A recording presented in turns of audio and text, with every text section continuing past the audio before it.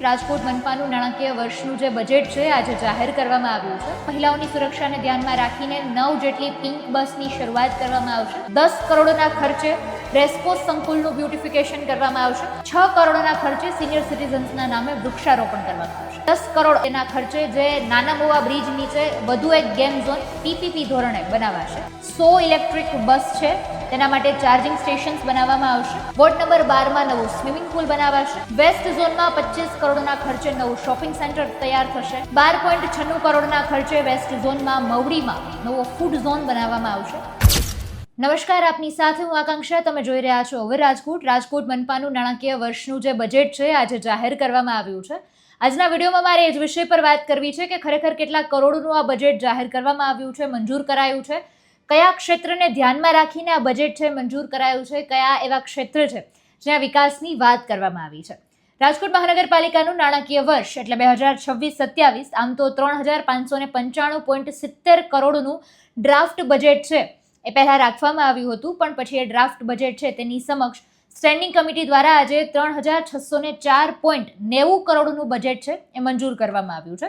આગામી મહાનગરપાલિકાની જે ચૂંટણી છે તેને ધ્યાનમાં રાખીને આજે બજેટને મંજૂરી આપવામાં આવી છે અને તેમાં ખાસ 95 કરોડનો જે કર બોજો છે તેને ફગાવી દેવાની વાત કરી છે. આમ તો ઘણી બધી ક્ષેત્રને લઈને વાત કરવામાં આવી છે. મહિલાઓની સુરક્ષાને ધ્યાનમાં રાખીને એક જાહેરાત કરવામાં આવી છે. રેસકોર્સના બ્યુટિફિકેશનને લઈને વાત કરવામાં આવી છે.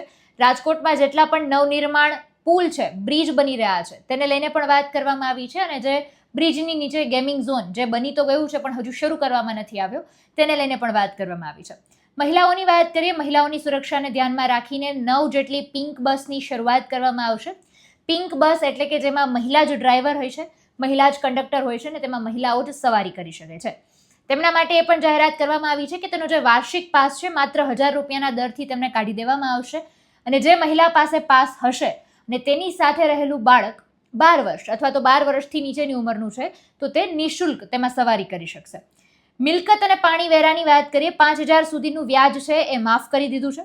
10 કરોડના ખર્ચે રેસકોર્સ સંકુલનું બ્યુટિફિકેશન કરવામાં આવશે. વોર્ડ નંબર 15 માં મોહનભાઈ સરવૈયા હોલનું નવીનીકરણ કરવામાં આવશે. પાણીનો બગાડ અટકાવવા માટે રૂપિયા 1 કરોડના ખર્ચે વોટર ડિસ્ટ્રીબ્યુશનમાં સ્કાડા સિસ્ટમ એટલે કે જે પાણીનો સતત બગાડ થતો હોય છે તેને રોકવા માટે જે સિસ્ટમ ડેવલપ કરવાની છે તે સિસ્ટમને લઈને 1 કરોડ છે તે કરવામાં આવ્યા છે. 4 કરોડનો ખર્ચ છે એ ખાસ રાજકોટ શહેરના જેટલા પણ પબ્લિક ટોયલેટ છે, જાહેર શૌચાલયો છે તેને ડેવલપ કરવા માટે, તેનું ફરીથી નવીનીકરણ કરવા માટે ખર્ચવામાં આવશે. 6 કરોડના ખર્ચે સિનિયર સિટીઝન્સના નામે વૃક્ષારોપણ કરવામાં આવશે. 8 થી 10 કરોડ અંદાજિત વાત કરવામાં આવી રહી છે. તેના ખર્ચે જે નાના મોવા બ્રિજ નીચે વધુ એક ગેમ ઝોન પીપીપી ધોરણે બનાવાશે એટલે વધુ એક ગેમ ઝોન બનાવવાની વાત કરવામાં આવી છે. 25 કરોડના ખર્ચે 100 ઇલેક્ટ્રિક બસ છે તેના માટે ચાર્જિંગ સ્ટેશન્સ બનાવવામાં આવશે. પ્રભાદેવી નારાયણ લાઇબ્રેરી કેમ્પમાં નવી સેન્ટ્રલ ઝોન કચેરી બનાવાશે. ન્યૂ રેસકોર્સ વિસ્તારમાં 51,000 વૃક્ષો વાવી નમો વનનું પીપીપી ધોરણે નિર્માણ કરવામાં આવશે એટલે એક નમો વન પણ બનાવવામાં આવશે. વોર્ડ નંબર 12 માં નવો સ્વિમિંગ પુલ બનાવાશે. વેસ્ટ ઝોનમાં 25 કરોડના ખર્ચે નવું શોપિંગ સેન્ટર તૈયાર થશે. 80 કરોડની આવક થવાનો અંદાજ છે શોપિંગ સેન્ટરમાંથી. 12.96 કરોડના ખર્ચે વેસ્ટ ઝોનમાં મવડીમાં નવો ફૂડ ઝોન બનાવવામાં આવશે. લગ્ન નોંધણી પ્રમાણપત્ર મેળવવાની પ્રક્રિયા હવે ઓનલાઈન કરવામાં આવશે. આ એક મહત્વનો મુદ્દો છે.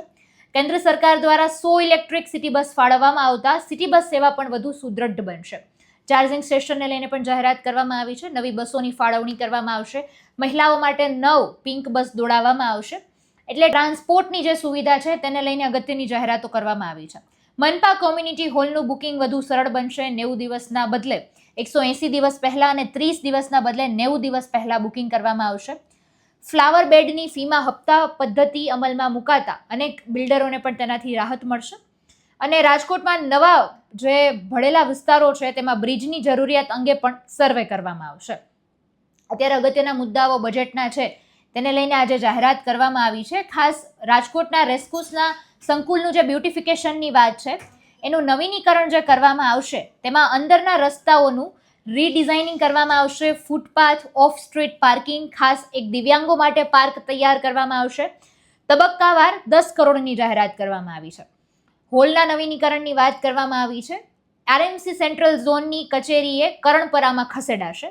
એટલે રાજકોટ મહાનગરપાલિકાની ઢેબર રોડ પરની જે સેન્ટ્રલ ઝોનની કચેરી છે હવે આગામી દિવસોમાં કરણપરા વિસ્તારમાં 4250 વાર જગ્યામાં તેને ખસેડવામાં આવશે અને રાજકોટમાં નાના મહુવા ચોક ખાતે ઓવરબ્રિજ નીચે ગેમ ઝોન સાથે કેફેટેરિયા બનાવવામાં આવશે.